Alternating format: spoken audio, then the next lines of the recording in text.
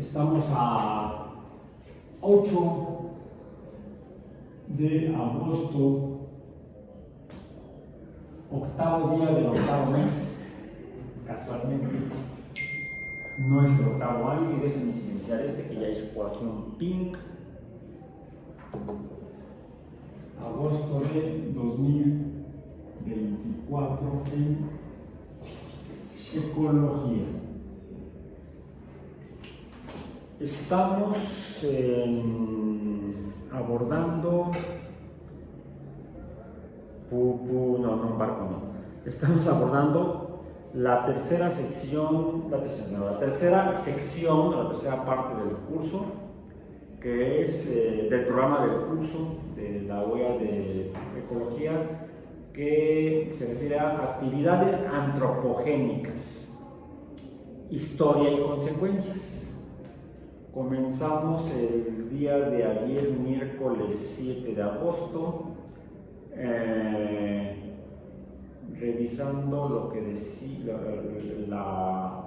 el tema que está de acuerdo al programa, nombrado como el medio ambiente como proveedor de alimentos, salud y energéticos. Y nos vimos allá en donde está el jaguar, la pantera, atrás de la cafetería, y luego nos fuimos a donde están las actividades deportivas, donde están, específicamente donde están las canchas de voleibol de playa. Antes de desplazarnos para allá, estuvimos hablando como de algo que parecía que no tenía nada que ver. Salió por ahí alguna inquietud de fenómenos sociales que estaban ocurriendo el día de ayer aquí en la Ciudad de México y el área conurbada del Estado de México. Y me permitía hacer un recuento de algunos pasajes de la historia de México que vimos que están relacionados con las actividades antropogénicas en este territorio del planeta, la historia precisamente de parte de la historia o hechos históricos a lo largo de los últimos 300 años en particular, desde que la Nueva España se independizó de la corona española para fundar la nación mexicana. Mencionamos que empezó como una nación imperial, el Imperio Mexicano, con su gobernante, el primer monarca y único monarca oficial de México, constitucional, Agustín de Iturbide, y cómo México se transformó de ser una nación imperial a ser una nación con una estructura constitucional republicana, federada, o sea, de varios estados libres y soberanos, pero unidos en un gobierno común que ha variado su forma de operar, a veces muy centralista, a veces ha sido más distributiva. Es la diferencia entre una operación o forma de gobierno centralizada o central, o centrista también le dicen en política, a una administración o distribución del poder en una nación federada más compartida, más distribuida entre los estados confederados o unidos en una confederación. Es por eso que nos llamamos oficialmente desde 1823 los Estados Unidos Mexicanos. Hablamos un poquito de cómo se habrá dado eso, quizá por qué se dio eso. A grandes rasgos, cómo hemos pasado por diferentes etapas históricas en las cuales las actividades en el país, las actividades mediante las cuales la gente y el país en su conjunto, la gente que forma la nación mexicana, porque una nación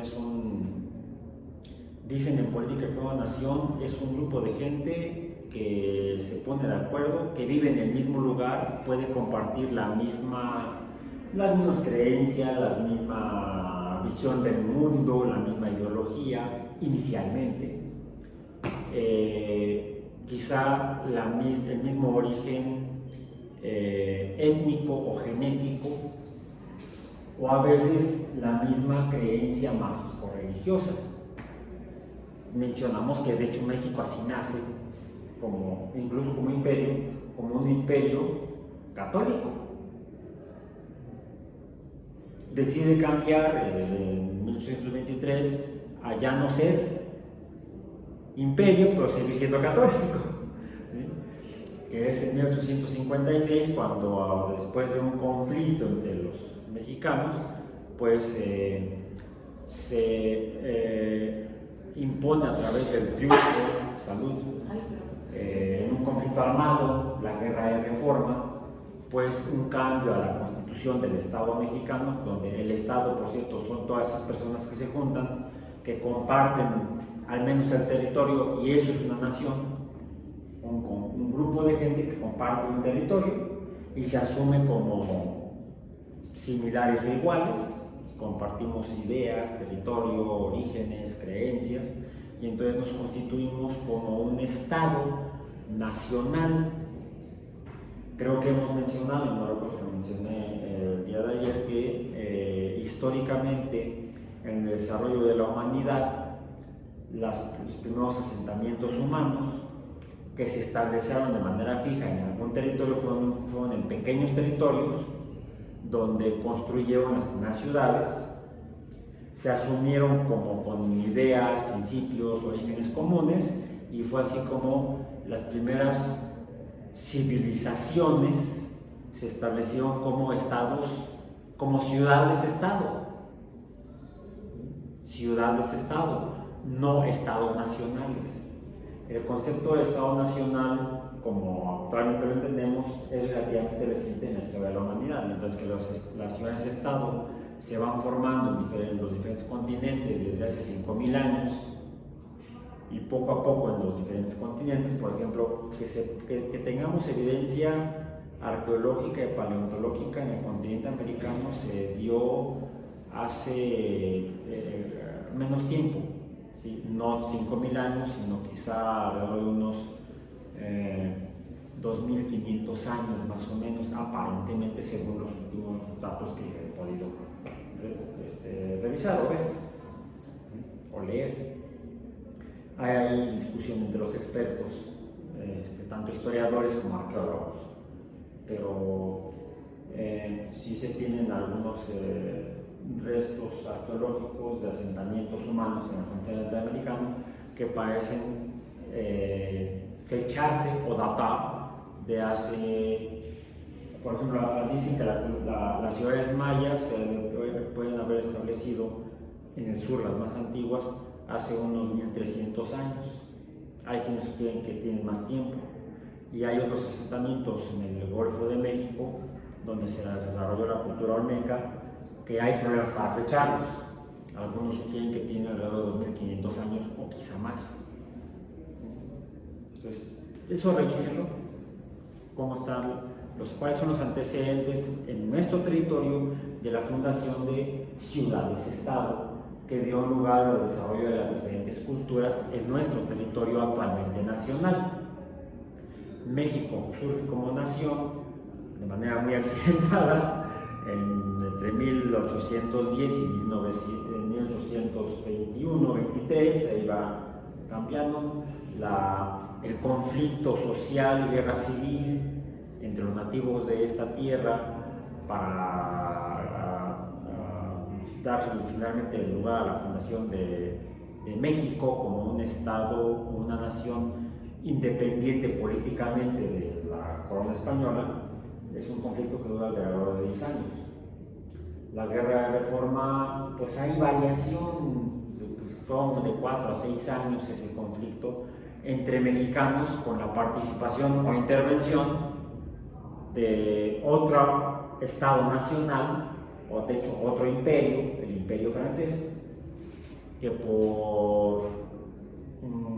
vamos a decir, por acuerdos, complicidades con mexicanos, imponen como gobernante a un noble europeo de la Casa de Habsburgo, Maximiliano, que era uno de varios herederos a tronos europeos, pero que parecía que no le iba a tocar allá y le propusieron, ¿sabes qué? Mejor, en lugar de gobernar aquí en Europa el reino de tu padre, mejor, ¿qué te parece si te vas a México a gobernar allá a los mexicanos? Y él dijo, ay sí, de mil amores.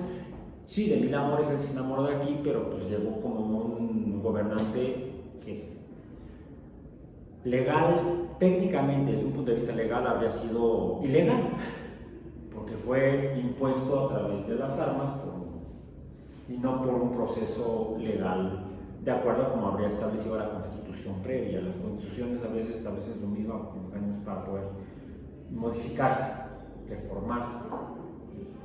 Entonces hubo un gobierno espurio, de formato de tipo imperial, monárquico, pero el gobierno que a la llegada de esa persona y quienes lo apoyaban política y militarmente, que eran mexicanos, y el ejército francés de Napoleón III, digo así con las puntas de cañón, pues, más o menos pueden llegar a imponer algo, pues había un gobierno legalmente establecido, constitucionalmente establecido, a través de mecanismos democráticos electorales, pues que entró en conflicto precisamente con los mexicanos que habían decidido imponer un gobierno ilegal, un gobierno espurio, se dice, un gobierno ilegal, no legal, sino un gobierno espurio. Algunos historiadores, no, si es que fue el segundo imperio mexicano.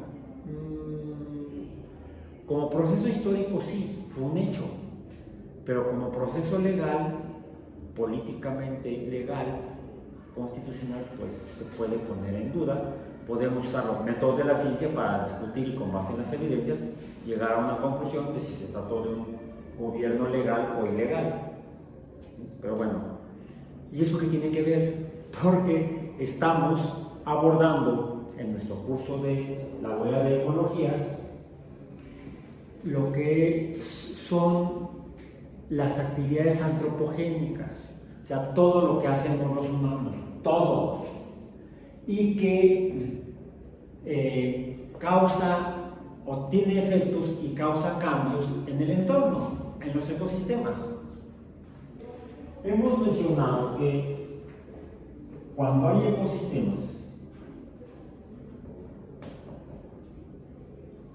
es porque hay un espacio físico,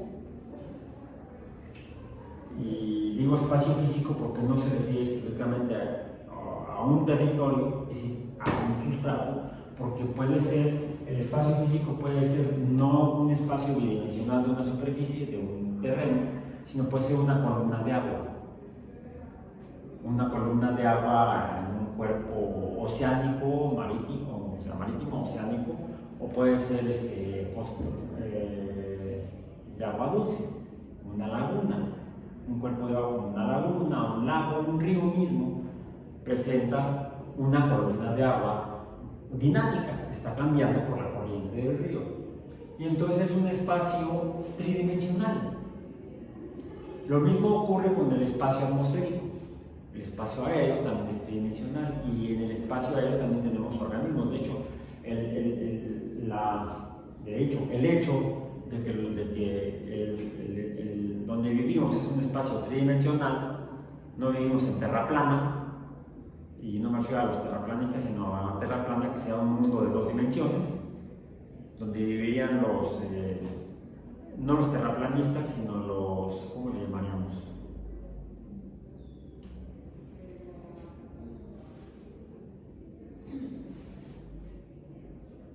Los habitantes de tierra plana. No sé cuál sería el gentilicio. Ahí viviría un espacio estrictamente de dos dimensiones, no existiría la tercera dimensión. No sería una realidad en su mundo bidimensional. Nosotros vivimos en un espacio, en un universo perceptible por nosotros como tridimensional. Por ahí los físicos, no sé qué, se meten, que hablan de espacios hasta de 7 u 11 dimensiones. Es otro cuento. Vivimos en un espacio tridimensional. Y aún viviendo sobre una superficie, pues llegamos a ocupar parte de la columna de aire. atmosféricos. Entonces, los ecosistemas serían espacios físicamente tridimensionales, en los que ¿qué hay? Pues están los factores físicos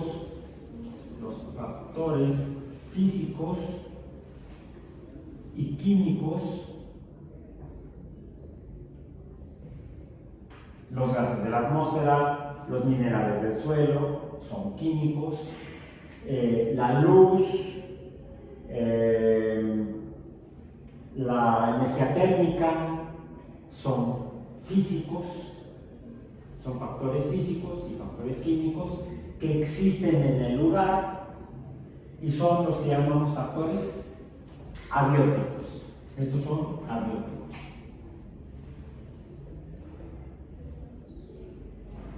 Y en este espacio tridimensional se encuentran individuos con características comunes, son circulitos verdes. Bueno, si son tridimensionales no serán circulitos, serían bolitas verdes. Y también se encuentran otros entes de otra forma, de otras características, rojos, y otros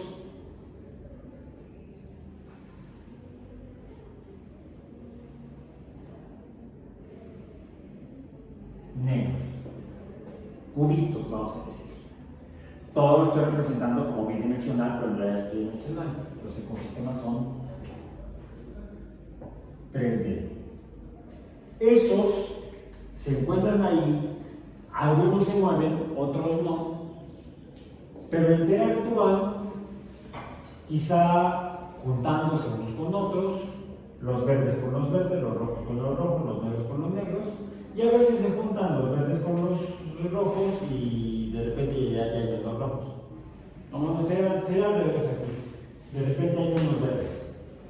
¿Por qué? Pues porque los rojos están comiendo a los verdes. Se fijan que procuré poner diferente cantidad de cada uno de ellos. ¿Cuáles serían los que hay más? Los verdes. Bueno, los verdes casualmente, y fue casual, podrían ser los productores primarios. Bueno, de hecho, los productores, solamente hay un tipo de productores, no primarios, productores, que sean los primeros organismos que toman los recursos abióticos, físicos y químicos para generar materia y energía quizá disponible para los demás organismos. Luego tendríamos cuáles serían los consumidores primarios. Los cuadrados, por cantidad. La mayor masa de materia ya viva, biológica, le llamamos biomasa, en un ecosistema la constituyen los productores, que son todos los seres verdes porque fotosintetizan, generan materia a partir de energía, generan factores químicos a partir de factores químicos y factores físicos. A partir de materia generan más materia utilizando energía. Y entonces están produciendo materia, factores químicos y quizá también físicos. Pero estos factores los producen los mismos entes que están aquí, que llevan a cabo la producción de materia, cosa que puede ocurrir en ciertas circunstancias con los factores abióticos, como cuáles. La actividad geológica puede generar materia para los ecosistemas. Por ejemplo, surge magma debajo de la corteza, se forma un volcán y produce, por decir algo, en el medio del océano, en medio de un mar, una isla. Está proporcionando materia para que ahí lleguen, habiten este tipo de entes. Entonces, sí puede haber en la Tierra generación de factores abióticos por procesos naturales, en este caso geológicos, e incluso también producción de fuentes físicas, de factores físicos como energía, como por ejemplo el calor que produce la misma actividad geológica de tipo volcánico. El calor que genera el magma puede dar lugar a charcas calientes donde algunos organismos podrán habitar. Los organismos que llegan inicialmente donde solamente hay factores abióticos empiezan a quedar ahí y a producir materia y quizá también energía que pueda ser fuente de materia y energía para otros organismos. Y entonces en ese caso estamos hablando de la generación de factores bióticos generados por los mismos organismos, por los seres vivos. Eso es aún antes de la presencia de humanos, aún antes de la formación por evolución de humanos. Bueno, hace al menos 300.000 años aparecieron en los ecosistemas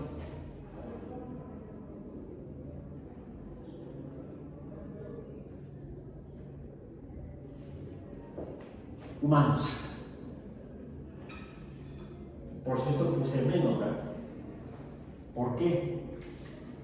Porque estos dependen de estos, dependen de estos y dependen de estos entes. La interacción con estos puede ser a través de recolección inicialmente, y parece casi bueno. Quizá también de estos de acá, lo que serían los consumidores primarios.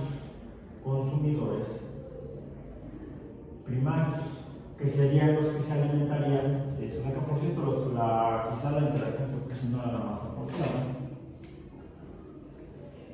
Voy a poner acá más verdes, muchos más verdes, porque de hecho se requieren muchos verdes para que haya todos los demás, los productores. Recordemos que estos se encuentran en una estructura a la que llamamos pirámide trófica. La pirámide trófica, donde se especifica la cantidad de materia y de energía, materia química, energía física, factores abióticos inicialmente. Aunque esto puede enriquecerse con la presencia de los organismos donde los diferentes tipos de materia, de recursos abióticos y bióticos químicos se adicionan para construir, vamos a decir, la base de la pirámide.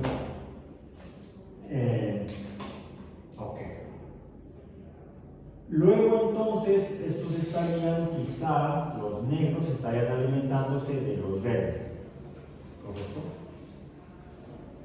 Los rojos estarían alimentándose de los negros. ¿Serían entonces qué? Consumidores secundarios. Estos serían los consumidores secundarios. Y finalmente los humanos, ¿qué serían? Pues terminan siendo, tenemos que llamarlos consumidores terciarios, si lo que sucede es que se toman la materia y la energía de los rojos. Por ejemplo, digamos que estos son vegetales, son plantas, estos son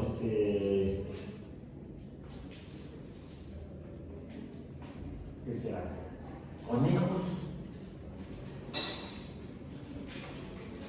Y los conejos que se alimentan de las plantas son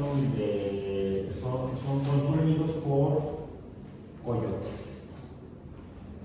Y los humanos se comen a los coyotes. Ok. porque dicen que los tacos no son de perro.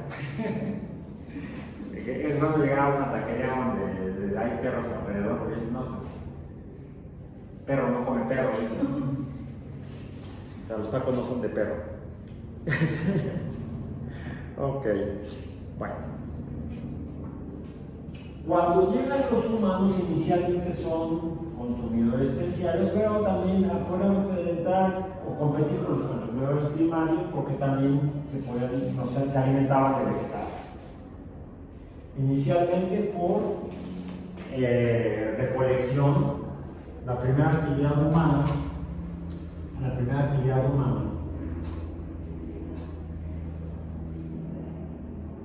sería por recolección. Lo vimos ayer, de factores bióticos, plantas, podrían ser plantas completas, hojas, semillas, tallos, raíces, de los cuales los humanos estarían alimentando a través de recogerlos.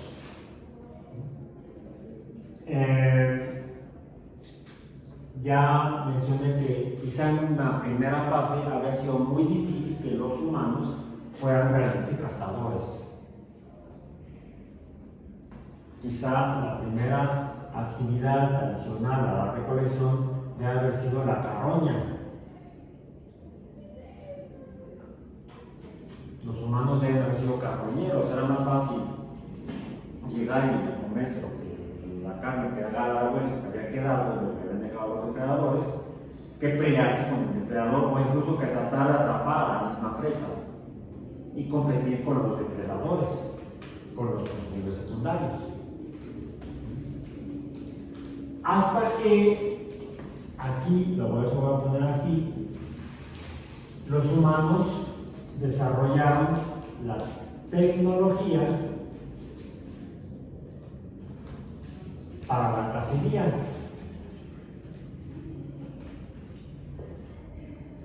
Entonces sí pudimos actuar como consumidores secundarios o como consumidores terciarios. Pero fue hasta que contamos con tecnología adecuada para poder competir con los depredadores.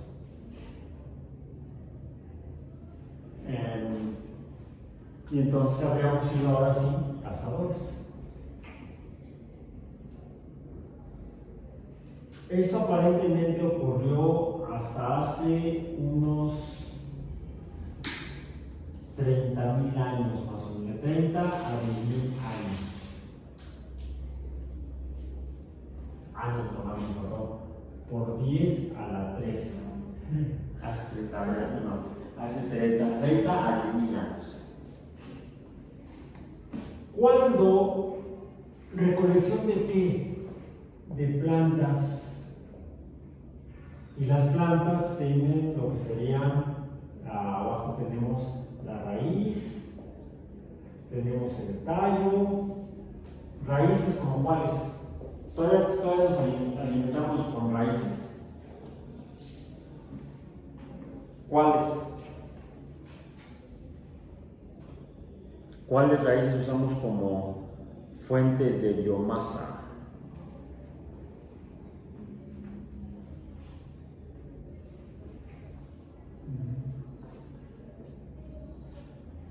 Yo creo que hay hasta en bolsita. ¿El ajo? No, el ajo es un tallo. No es la raíz. Si fijan luego abajo viene el tallo, como la cebolla también es un tallo. El cilantro, no, el cilantro es la planta completa. Aunque yo prefiero las puras hojitas. La que en el mercado también encontró de raíz. No, esta es la planta completa. Jengibre. El jengibre sí se usa la raíz. Las raíces suelen, por cierto, ser unas raíces gordas.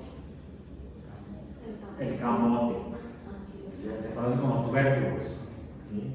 Lo que pasa es que hay plantas que en la raíz almacenan biomasa y entonces aumenta el volumen de la raíz. La zanahoria, fíjate que no sé, porque yo la vería como que es un tallo medio enterrado, porque luego se ve las raíces,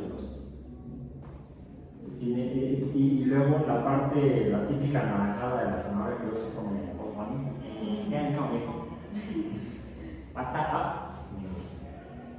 Bueno, hay por ahí unas caricaturas en las que sale con Wiley Coyote, súper genio. Hay una en particular que se presenta como Willy E. Coyote, súper genio. ¿Sí? Y es presenta con Bugs Bunny. Lo que se ve como anaranjado sale de la tierra. ¿Sí? No sé, no soy botánico, pero tendríamos que ver la estructura. La estructura anatómica de la parte anaranjada de la zanahoria para poder definir, o mejor le preguntamos a un botánico si la parte anaranjada es tallo o raíz. Yo ahorita no sabía cuál de los dos es, se pierde ahí entre algunos de esos. No, las papas también son tubérculos. Solo que mientras la papa es medio insípida, el camote también. Lo que varía es un poco la consistencia, es un poco más blando la raíz del camote, como que tiene más, guarda más humedad, es más húmedo la raíz del camote que la raíz de la papa, que es la papa, lo que nos comemos la raíz, no el tallo en las hojas de la papa, también del camote. Entonces, las raíces ya vimos. Tallos, pues ya mencionamos, ¿no? Las cebollas, tal vez las zanahorias, el ajo, ajos y cebollas. El apio sí nos conoce principalmente el tallo. Aquí se comen las hojas. De hecho, de muchas plantas nos comemos los tallos, cuando son más carnosos. Tenemos luego las hojas que conviven más o menos con el tallo. Las hojas.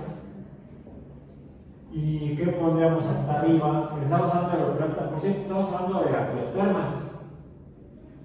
No de gimnospermas, las hemos visto aquí en los jardines, las gimnospermas, las coníferas. Y las coníferas, pues no, comemos coníferas. Al menos no intencionalmente, quizás vas corriendo por el bosque y te cae arriba. Te entra en la boca y una aguja de conífera. Las flores, ¿comemos flores? ¿Como cuáles? Ay, la flor de calabaza. La quesadilla de flor de calabaza con quesito y champiñones. No he desayunado. O no, sí, desayuné un bollo con café. Sí.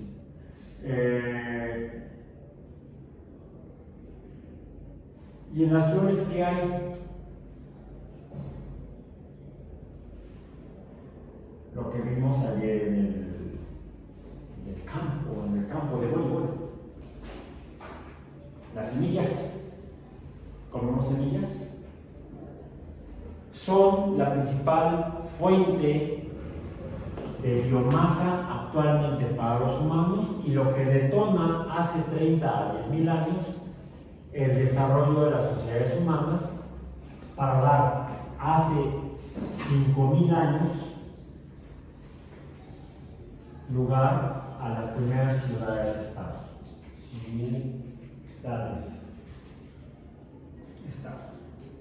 Entonces, es un proceso de unos 25 a 5.000 años de desarrollo de la agricultura, mejora de las técnicas agrícolas, lo que da lugar finalmente a las civilizaciones como las conocemos de hace 5.000 años. Voy a remitirme a revisar algunos conceptos que corresponden a las sesiones anteriores. El primero, bueno, como vemos, entonces, la escasez o abundancia de organismos en un ecosistema es lo que definimos como biodiversidad. De hecho, lo que dice aquí en el documento que está ligado en el sitio web, dice La biodiversidad es la forma breve de mencionar lo que se refiere a las variaciones genéticas, a las especies con variaciones genéticas que ocupan un espacio, un ecosistema. Bien. Ahora, puede suceder que por la forma en la que interactúan varíen las cantidades de individuos de cada una de las especies. Y eso puede dar lugar a que cuando se disminuye mucho la cantidad de individuos de una especie, pudiera llegar incluso a producir la pérdida de especies y por lo tanto la disminución o incluso hasta la pérdida de biodiversidad en ecosistemas. Depende de cómo interactúen. Eso llega a ocurrir, aunque es extraño, de manera natural. Pues desde que los humanos desarrollamos no la cacería, sino la agricultura, esto, vamos, de la recolección, se produce la agricultura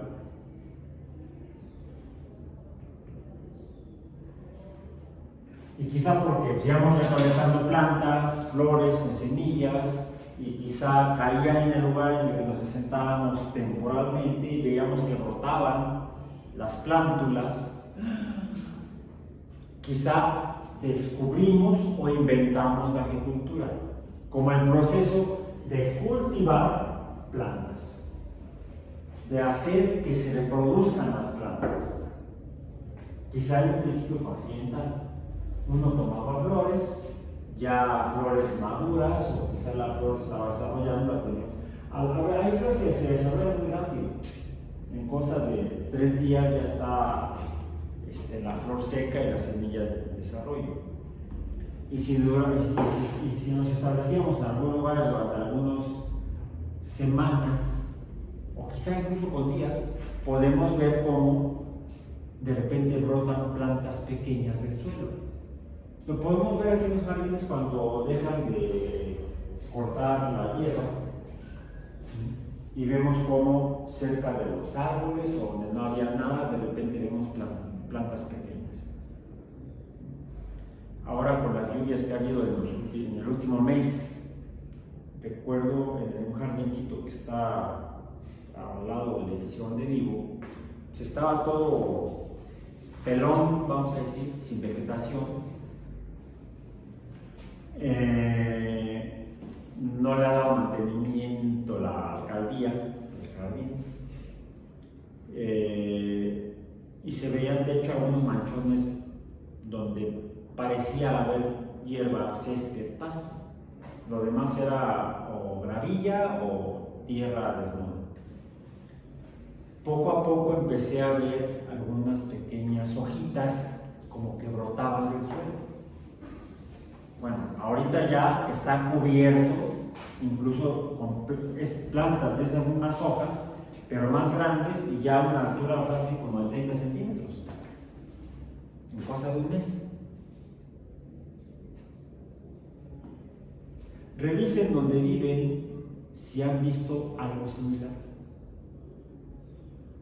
Entonces, muchas veces sucede que hay semillas, efectivamente, y con la primera agua que cae, germinan y empiezan a crecer las plantas muy rápidamente. Y eso lo pueden haber visto nuestros ancestros hace 30.000 años. Y he tenido la curiosidad de qué está pasando. Y de repente ver como vimos ya no solamente flores que habíamos visto en sesiones previas, sino ya semillas. Y quizá las recolectaron, las tuvieron, cayeron y vieron cómo brotaban plantas. Y de esa manera, quizá accidentalmente o quizá por curiosidad, empezaron a experimentar con la reproducción de plantas a partir de lo que estaba en las flores de las semillas. Eso modifica debe haber modificado la biodiversidad o la diversidad de organismos, de especies, en este caso plantas, en el lugar donde estaba plantando. Empezaron a promover, a provocar el crecimiento de más individuos de algunas plantas en particular. Modificó la biodiversidad.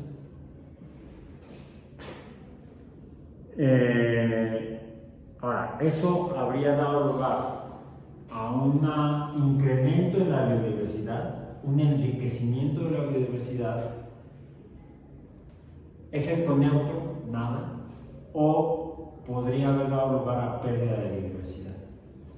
No lo contestemos ahorita, apuntémoslo y reflexionemos. Me voy a pasar a otro documento de la sesión previa, que sería... no, ese es el que tenía yo abierto aquí ahorita. El documento que está titulado El ambiente proveedor de recursos. Comienza, son ¿cuántas láminas? Son 6 láminas. La primera dice: la Tierra se ve vasta, pero los recursos cruciales, la atmósfera y el agua, son finitos. No que sean muy delicados, no finitos de finura, sino finitos de que tienen fin. Se acaban. La biosfera es una mera mota de polvo de vida sobre la superficie de la Tierra. Eso lo afirmó Edward Wilson, ya él lo ha mencionado previamente. Vamos a representar aquí la Tierra.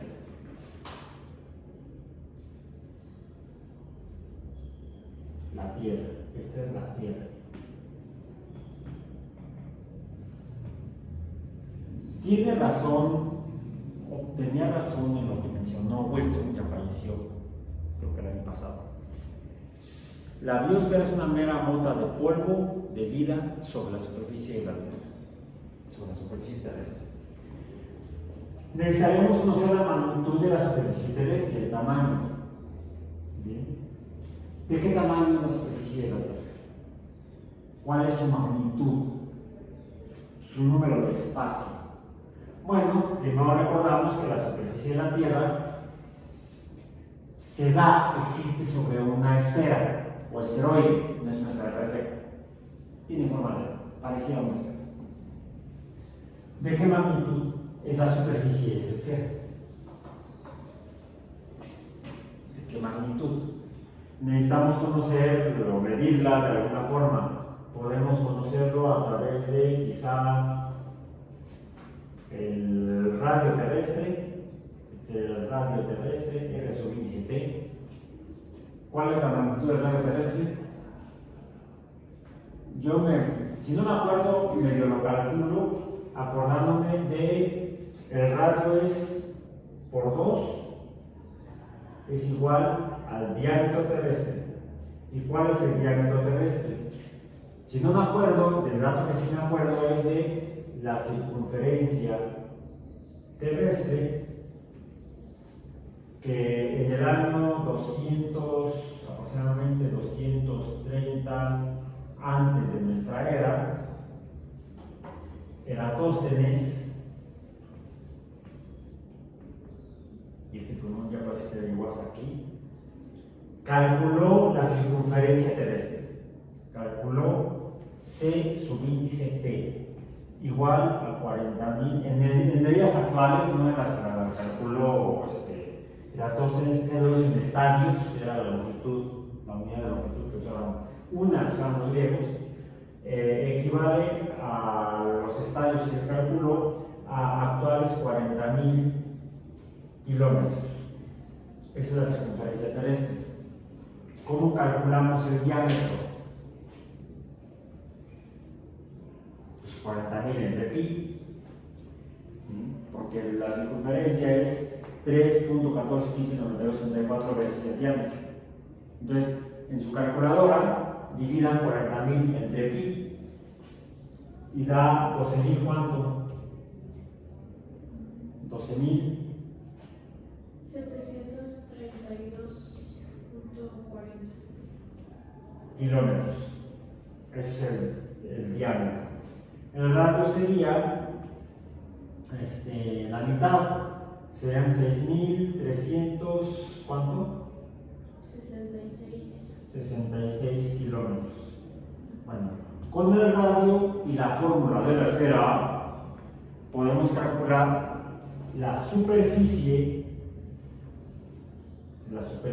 terrestre, ese es su índice T. Googleé la fórmula de la esfera.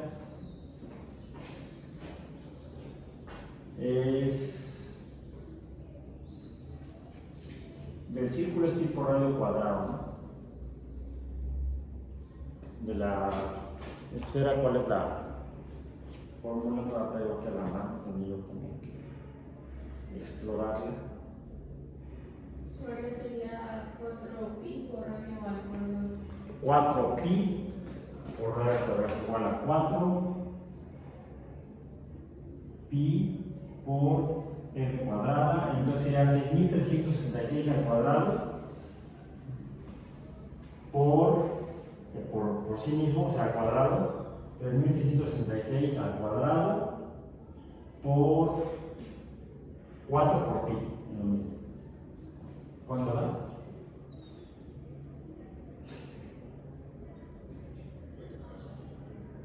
Nos va a dar la superficie terrestre en kilómetros cuadrados.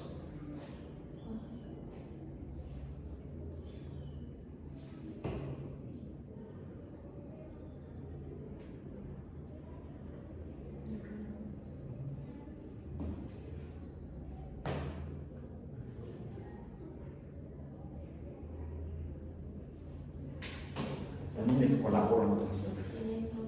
¿Ah, ya lo tienes? 509 qué? 509 $1.264.000 por 10 a la 6, ya tenemos en los millones, kilómetros cuadrados. 509 millones de kilómetros cuadrados. ¿Sí?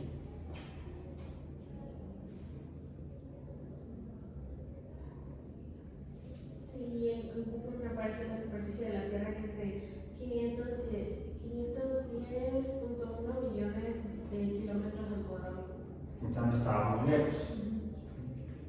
509, 510, la diferencia es poca. Sería 1.5% más o menos la diferencia. Bueno, pero es la superficie total de la Tierra si fuera una esfera lisa, plana. Plana la superficie de la esfera, de la esfera, ¿sí? No es que la Tierra sea plana. ¿Por qué digo que es plana la superficie? Porque la podemos representar con dos dimensiones: ancho y largo. ¿Sí?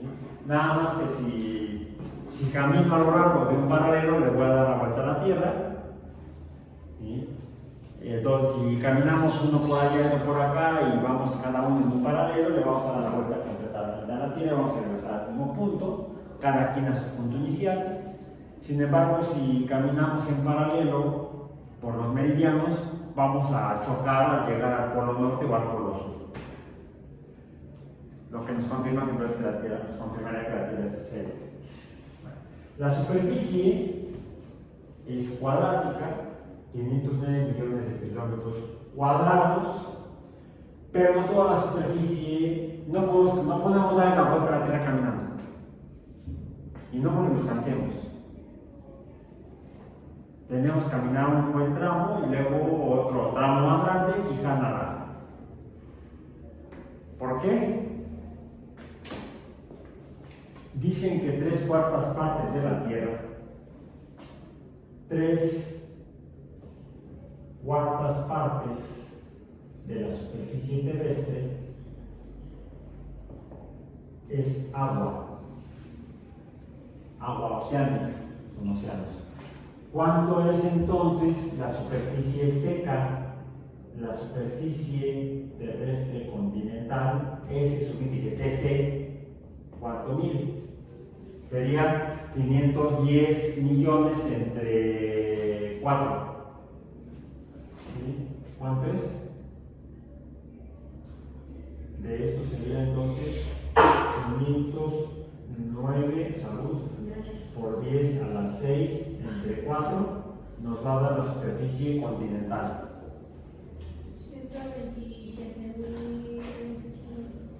127 millones. 127 por 10 a la 6 kilómetros cuadrados. En esa superficie es donde podríamos, los humanos, estar. Pero la biosfera a la que se refiere Wilson, en realidad es Toda la superficie terrestre, los 509 millones o 510 millones de kilómetros cuadrados. porque la biosfera la definimos, La Tierra, la biosfera,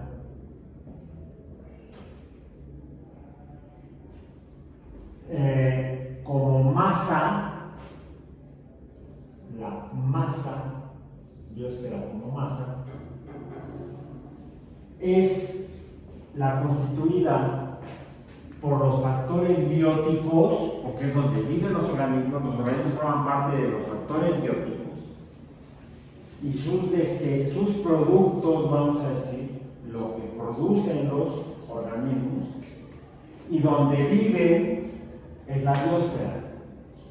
Y como somos masa, somos biomasa, entonces lo que importa no es tanto la superficie, sino la masa que se encuentra aquí. ¿Cuál es la masa terrestre? La m subíndice T. son algunos quintillones o billones de toneladas. ¿Cuántos son?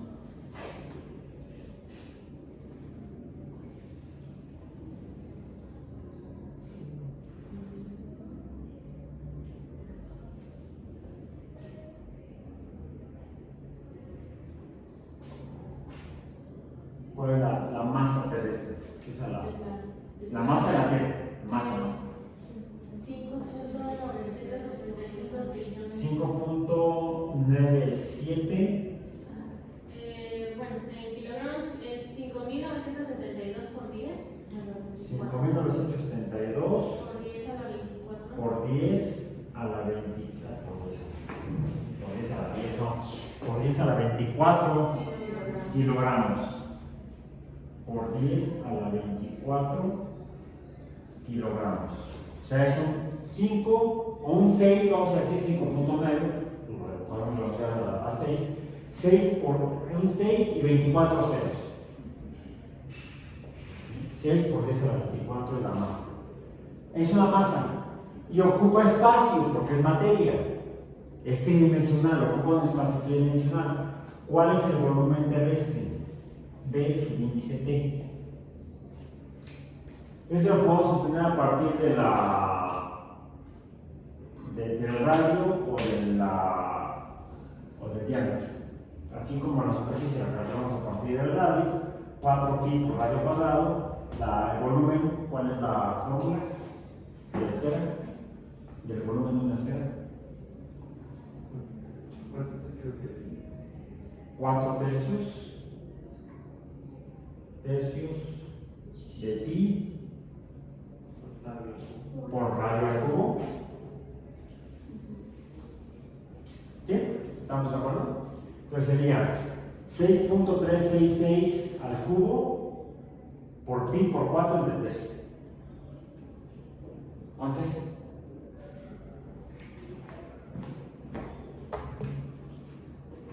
¿Cuánto es? Como se dan cuenta, es mucha matemática simple. Afortunadamente no tenemos que aquí obtener la integral de cero, ¿verdad? Entonces es 6.366 al cubo por pi por 4 entre 3 y me dio a mí un número. Ya lo simplifiqué, le giré así, ahí me está el numerote, nada más lo giro y ya me da en potencias de 10. ¿Cuánto es en potencia de 10? Me dio 1.08. ¿Sí? El volumen terrestre es de 1.08 por 10 a la 12 unidades. Si el radio está en kilómetros cúbicos. Kilómetros cúbicos. Okay. En realidad, a lo que se refiere en esa afirmación Wilson es que el espacio que ocupa la Tierra es de esta magnitud, 1 por 10 a la 12 kilómetros cúbicos. El espacio que ocupa y tiene esta masa, podemos calcular incluso la densidad, sería masa entre volumen, vamos a calcular la densidad de la Tierra. Eso sería geográfico, geológico o planetario si nos interesa. No, lo que nos interesa es toda esta masa, la masa de la Tierra, que son minerales, agua, gases, etc., y materia biológica, en este espacio de 1 por 10 a la 12 kilómetros cúbicos. Esta biomasa, ¿dónde se encuentra y cuánto constituye? Espacialmente, ¿dónde se encuentra la vida en la Tierra? Se encuentra en el centro de la Tierra. Se encuentra desde el centro hasta la corteza. ¿Dónde está la vida en la Tierra?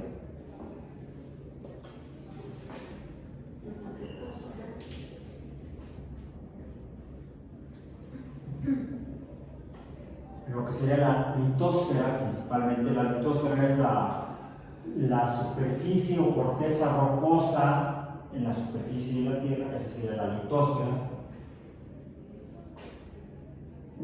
Pero no toda la litosfera. ¿Cuál es el espesor de la litosfera de acuerdo a los geofísicos? Búsquenla luego cuando estén ahorita, nada más apunten ahí para que lo pongan, por ejemplo, en su resumen semanal, en su ensayo semanal. Litosfera, ¿cuál es el espesor de la litosfera de la Tierra? ¿Y cuál podría ser su volumen? Vamos a decir. ¿Cuál podría ser su masa? No sé si alguien encontró rápidamente cuál es el espesor de la litosfera. ¿Cuál sería el espesor de la corteza terrestre? 35 kilómetros. ¿Cuánto? 35 kilómetros. La litosfera, lo voy a poner acá aparte. La corteza terrestre. La corteza, ¿la dijiste? La corteza terrestre tiene un espesor, dijiste, de 35 kilómetros. Es el espesor. Podríamos entonces calcular desde la orilla, que sería el radio de 6.366, nos vamos 35 kilómetros para abajo, quiere decir que estaría a 6.330 kilómetros del centro de la Tierra. Y podemos calcular entonces el volumen de la litosfera. Son 35 kilómetros. ¿Okay? ¿Dónde están los seres vivos? En todo lo ancho de esos 35 kilómetros.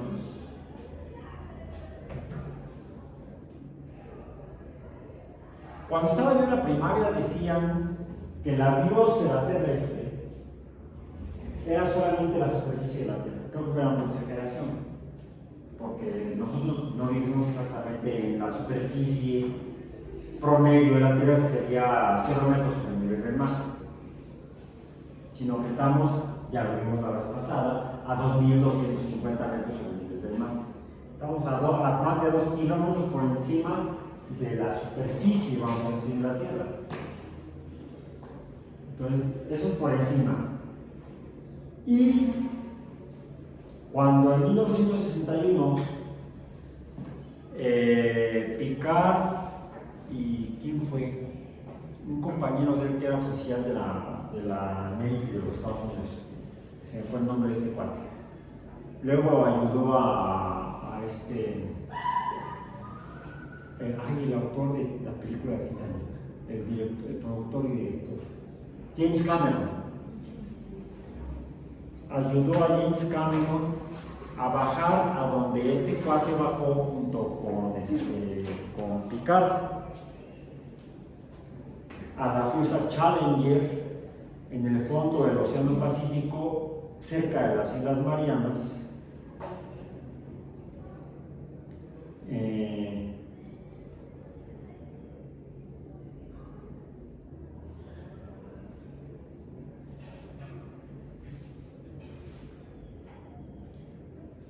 Déjame ver si lo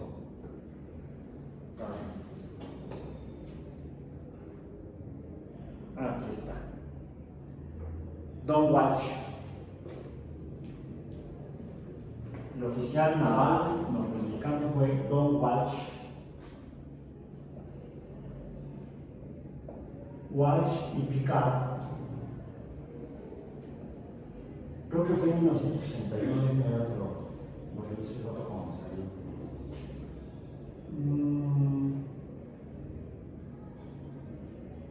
1960. En 1960, Jacques Picard y Don Walsh llevaron un sumergible, un batiscafo, no porque fuera de Batman, no era el batiscafo de Batman, ese era el Batimóvil. Llegaron a 10.916 metros de profundidad, bajo el nivel del mar. Llegaron en 1960, a 10 kilómetros, casi 11, 10.900, casi 11 kilómetros, 11 kilómetros, o 10 kilómetros, 10 kilómetros de profundidad en la fosa de las Marianas, en la fosa Challenger.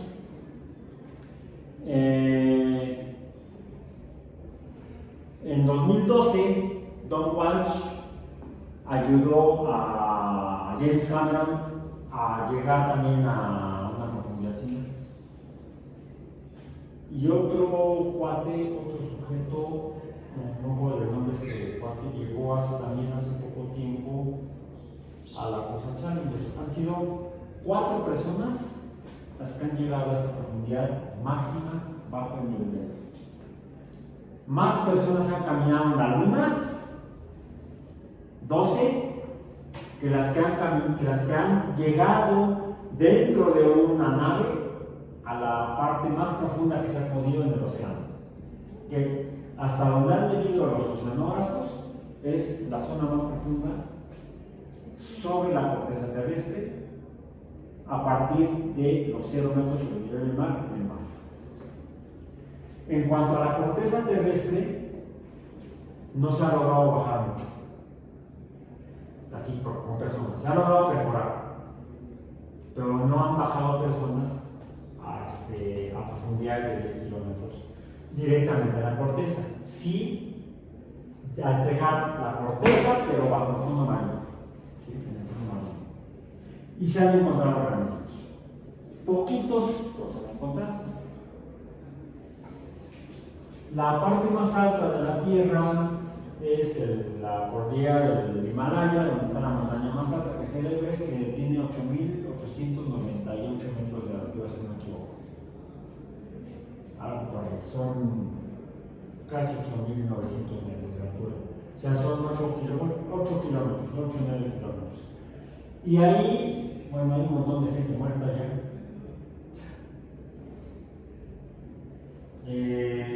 No sé, yo hoy en la mañana que venía en el metro, venía yo reflexionando sobre eso, si algún microbiólogo despistado, medio loco, haya tomado muestras de la cumbre del Himalaya y haya buscado microorganismos, por lo menos.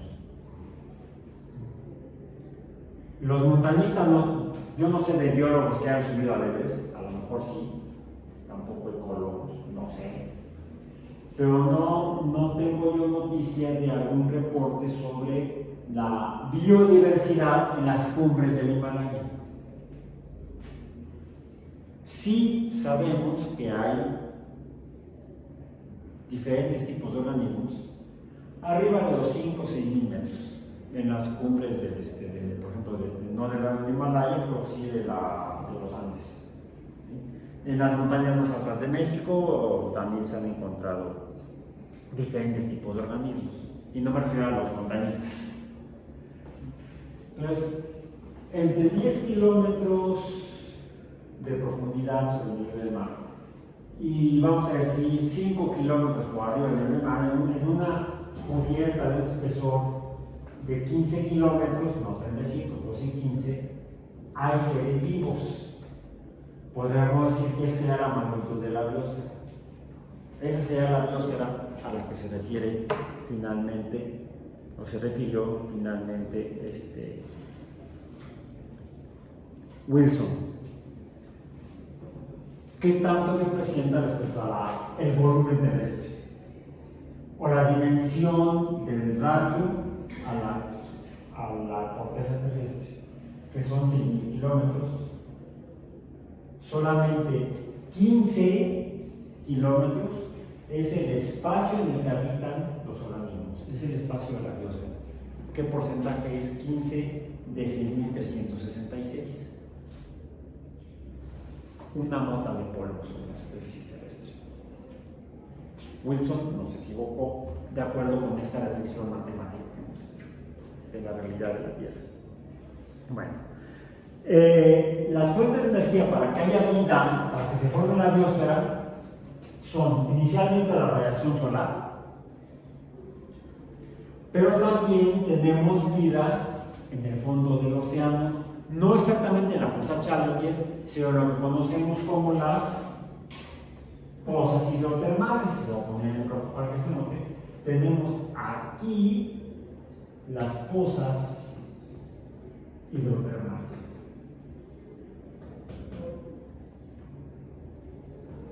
Donde la fuente de energía es el calor terrestre, pero terrestre subcortical, SC, o sea, por debajo de la cabeza. El manto, el magma del manto, es el que logra aportar calor para la existencia a 5 kilómetros o 6 kilómetros de profundidad. Sin embargo, sí se han encontrado y se han estudiado ya, no en regiones de pozas hidrotermales, sino donde no hay pozas hidrotermales, pero hay barcos hundidos como el Titanic, el cual también fue a explorar James Cameron, donde se han encontrado microorganismos que se están comiendo al barco.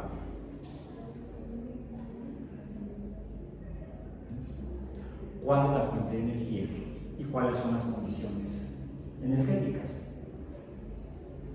Son temperaturas muy bajas y no hay luz. La luz desaparece de la columna de agua a 100 metros por debajo de la columna de agua, ya no hay luz. Bien. Me voy a pasar al último documento, que es el que está titulado Agricultura. Eso en cuanto a la biosfera y lo que se encuentra de manera natural en la biosfera. Pero hace 300.000 años surgió una especie, Homo sapiens, que hace 30.000 años, ¿dónde estamos? 30.000 años, comenzó a desarrollar la agricultura. Incluso aquí tengo otra frase, aunque de 30 a 10.000 años. Y esos 10.000 años corresponde a lo que citó Carl Sagan en una de sus obras. El libro se llama Pale Blue Dot, el pálido punto azul, el pálido punto azul. Y en ese, al inicio del libro, dice: en los últimos 10.000 años, un instante en nuestra larga historia, hemos abandonado nuestra forma de vida nómada. Hemos domesticado las plantas y los animales. No anotó también los hongos, o tiramos champiñones. ¿Por qué perseguir la comida si podemos hacer que venga a nosotros? Bueno, por ahí todavía que andan persiguiendo la chuleta, ¿no? Ahí se dice la gente. Que andas haciendo aquí persiguiendo la chuleta, más bien trabajando para ir al súper y comprar la chuleta. Bueno, ¿de qué depende el desarrollo de la agricultura? Depende de que podamos tener semillas para sembrar o plántulas para insertar. Son las dos actividades: plantamos o sembramos. Plantamos plantas completas o partes de ellas para que brote una planta completa, o la semilla. Pero ¿qué requerimos para que la semilla germine? Y lo mencionamos y vimos que por eso había pocas plantas en las canchas de voleibol de playa. Había más plantas, ¿dónde? En otros lugares donde hay más que agua. Del agua, ya lo revisamos en una sesión anterior, del agua depende el que podamos desarrollar agricultura. Es por eso que las primeras ciudades de estado se dieron hace 5.000 años en Mesopotamia.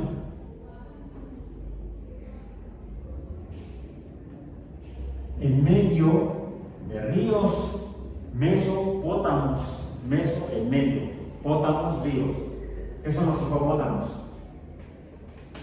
Los griegos estaban locos. Caballos del río. Caballos. Bueno, sí, eso significa hipopótamo, caballos del río. En nuestro documento que se titula, ¿cómo se llama? Se llama Agricultura, precisamente. Menciona en la página 2, en la lámina 2, el uso del agua dulce desde el siglo XX, ya no hace 5.000 años, sino hace 100 años, a lo largo del siglo XX. Estamos en el siglo XXI, tercera década del siglo XXI. Pero tenemos registrado que durante el siglo XX la población humana mundial se cuadruplicó. Durante el mismo periodo, la cantidad de agua dulce tomada de los ecosistemas se incrementó el doble, 8 veces. El escurrimiento global anual es el agua que fluye de las tierras altas a las bajas y hasta los mares en un año. Alrededor de la mitad del escurrimiento anual se desvía para uso humano.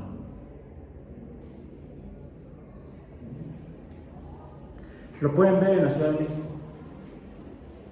El río Churubusco, que pasa por aquí entubado, cerca, lo pueden ver donde, en la esquina donde termina la Cineteca el Centro Nacional de las Artes. Lo que pasa es que ahí estaba antiguamente la Cineteca Nacional, ahora está en el río Churubusco, bueno, como la avenida del río Churubusco, pero en otro lugar, en Coyoacán. No, donde está el Centro Nacional de las Artes, no sobre Tlalpan, sino en la esquina de río Churubusco y Miramontes.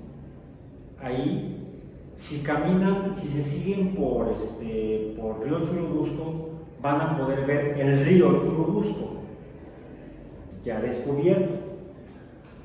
Bueno, ese cauce de agua dulce viene desde la Jusco y aumenta en temporada de lluvias. Si pueden, en estos días dense una vuelta por ahí.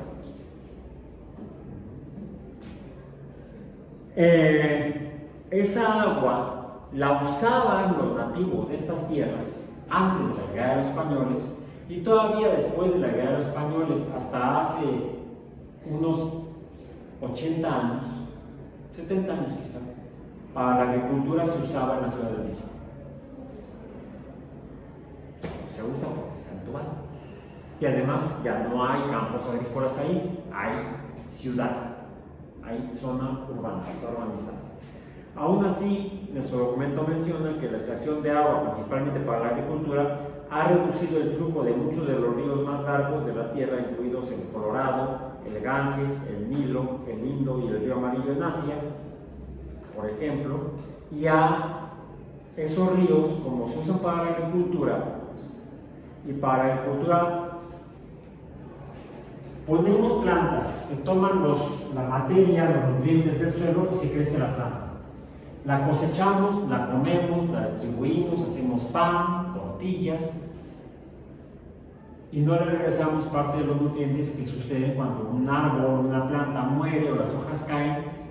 La materia orgánica de la hoja o de la planta regresa al suelo y se le incorpora. Ayer les enseñé un video de unas hormigas comiéndose un gecko muerto. Bueno, lo mismo hacen otros organismos con la materia vegetal que cae al suelo. Se constituye el suelo, se reconstituye el suelo. Cuando tomamos las plantas en el proceso agrícola y las llevamos a otro lado, estamos retirando biomasa de donde debería haber nueva biomasa. Eso empobrece los suelos, la actividad agrícola empobrece los suelos. Es por eso que los humanos se dieron cuenta que había que ponerle algo. Que bueno, además de cultivar cultivar plantas, criaban ganado y las heces animales contribuyen a regresarle nutrientes al suelo. Pero la materia animal es distinta a la materia vegetal. Tiene una gran cantidad de nitrógeno. Y ese nitrógeno, cuando se incorporan las heces de los animales, sean ganado vacuno, ganado aviar, no tiene la misma composición química que la materia vegetal. Entonces modifica la composición química del suelo y puede llegar a provocar lo que llamaríamos ya entonces contaminación del suelo por productos de origen animal. Ahora, cuando llueve, todo eso se disuelve y se penetra en el suelo y puede llegar a los cuerpos de agua que están por debajo de la superficie, al agua freática. O puede escurrirse hacia los ríos, que a su vez los llegan a lagos, lagunas o al mar y llevan entonces esos residuos animales a ríos, lagos, lagunas y al mar. Y eso ha impactado y ha contaminado los cuerpos de agua, incluidos los océanos. La actividad agrícola, que si bien nos dio el beneficio de las civilizaciones, también ha logrado generar impactos negativos, dañinos a la biosfera en el planeta Tierra. Y es por eso que tenemos que revisar este concepto. Denle una revisada ya a detalle a la documentación que tenemos en el sitio web que está compartida en el sitio. Y nos vemos la próxima semana para continuar con nuestro programa, donde estaremos revisando ya el tema, la tercera parte de el tercer tema de nuestra tercera parte del curso, donde vamos a revisar el impacto de la industrialización. Ya vimos que la actividad agrícola genera perturbaciones en los ecosistemas y a la perturbación le llamamos impacto. Ya no es modificación, no. Es un cambio en el entorno causado por las actividades humanas, de ahí que sea antropogénico, y que lleva no a la modificación estrictamente del entorno, del ecosistema, sino a la perturbación del ecosistema. Esa perturbación por las actividades humanas o antropogénicas le llamamos impacto. Hoy vimos el impacto de la agricultura para que pueda yo tomar mi café. Hay agricultores que cultivan café y si, ni modo, este acto que realizo ahorita tiene un impacto ambiental. El que yo vaya al mercado o al súper a comprar una bolsa de café hace que los agricultores se den cuenta que el café hay quien está solicitando que sea producido para ser consumido. Y el cultivo de café también genera impactos en los ecosistemas. Tiene una generación, una producción económica, pero la producción económica tiene un impacto ecológico. Seguiremos revisando sus impactos en las próximas semanas. Por hoy terminamos.